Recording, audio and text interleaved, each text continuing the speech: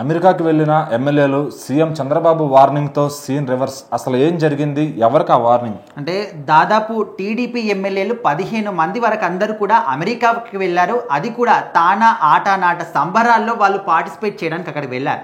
So దాదాపుగా అది ఏ రాష్ట్రమైనా కావచ్చు, కొంతమంది ప్రభుత్వ అధికారులు ఈ విధంగా ఎమ్మెల్యేలు కావచ్చు, మంత్రులు కావచ్చు, అందరూ కూడా కొంచెం చిల్లవడానికి, ఎంజాయ్ చేయడానికి ఎప్పుడు కూడా ఇదే గదిలో ఉందామా, కొంచెం బయటికి వెళ్ళి మనము ఎంజాయ్ చేద్దామని చెప్పేసి అప్పుడప్పుడు అమెరికా కానీ సో ఈ విధంగా ఫారిన్ కంట్రీస్కి వెళ్తూ ఉంటారు. ఇది సర్వసాధారణంగా చూస్తూ ఉంటాం.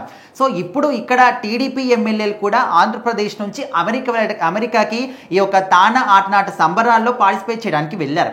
సో అక్కడికి వెళ్ళిన తర్వాత అంతా బాగానే ఉంది. సో ఇక్కడ చంద్రబాబు నాయుడు గారు టీడీపీ విస్తృత స్థాయి యొక్క సమావేశాన్ని ఏర్పాటు చేశారు. సో అక్కడ మాట్లాడుతున్నప్పుడు ఇది ఒక శుతిమెత్తని స్వీట్ వార్నింగ్, లేకపోతే వాళ్ళకు పిలుపు అనుకోవచ్చు, ఏదైనా అనుకోవచ్చు.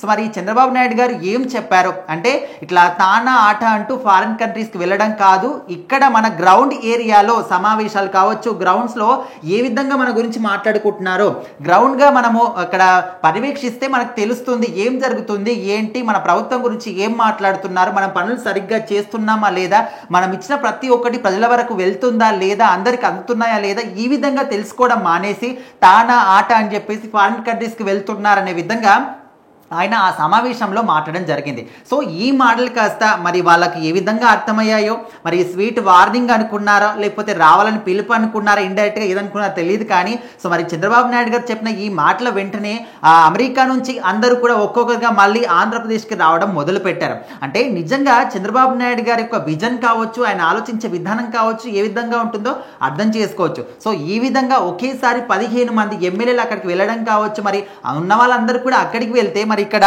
ఆంధ్రప్రదేశ్లో ఉన్నటువంటి పరిస్థితులు కావచ్చు, ప్రాబ్లమ్స్ కావచ్చు, మరి ఆల్రెడీ ఎదుట ఉన్నటువంటి పార్టీ వాళ్ళందరూ కూడా ఈ ప్రభుత్వాన్ని ఏ విధంగా కించపరచాలని చెప్పేసి ఎప్పటికప్పుడు వాళ్ళు ప్లానింగ్స్ చేస్తూనే ఉన్నారు, ఏదో ఒక రకంగా దెబ్బ కొడుతూనే ఉన్నారు. సో మరి అలాంటి వాటిని తట్టుకొని ఎదురొడ్డి నిలబడి మరి మనం ఏ విధంగా కలపడాలి, మనం చేస్తున్న అభివృద్ధి కావచ్చు, పనులు కావచ్చు, ప్రజల వరకు ఏ విధంగా తీసుకెళ్తున్నాం, ఈ విధంగా గ్రౌండ్ లెవెల్లో పర్యవేక్షించకుండా మీరు వేరే దేశాలకు వెళ్తే అసలు ఏంటి పరిస్థితి, ఈ సంవత్సర కాలంలో మనం ఏం చేసాం ప్రజలకు చెప్పుకోవాలి కదా.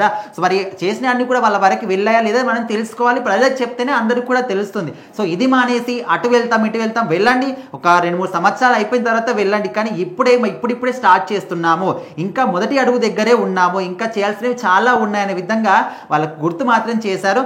మరి చాలామంది కూడా వేరే పార్టీ వాళ్ళకు వార్నింగ్లు ఇవ్వడం ఇలాంటివి చూస్తూ ఉంటాం. కానీ మరి ఇక్కడ కూటమి ప్రభుత్వంలో పవన్ కళ్యాణ్ గారు కావచ్చు, చంద్రబాబు నాయుడు గారు కావచ్చు, వాళ్ళ పార్టీ వాళ్ళకే, వాళ్ళు తప్పు చేసినా కూడా వాళ్ళు ఖచ్చితంగా వాళ్ళని టార్గెట్ చేస్తారు, వాళ్ళని ఖచ్చితంగా ఏదో ఒక వార్నింగ్ ఇస్తూ ఉంటారు. సో దీని పరంగా ఇక్కడ అమెరికా వెళ్ళిన ఎమ్మెల్యేలు అందరూ కూడా మళ్ళీ ఆంధ్రప్రదేశ్ తిరిగి వచ్చారు. మరి చంద్రబాబు నాయుడు గారు వాళ్ళతో ఏ విధంగా మరి నెక్స్ట్ స్టెప్ ఏం తీసుకుంటారు అని చాలామంది అయితే వెయిట్ చేస్తున్నారు.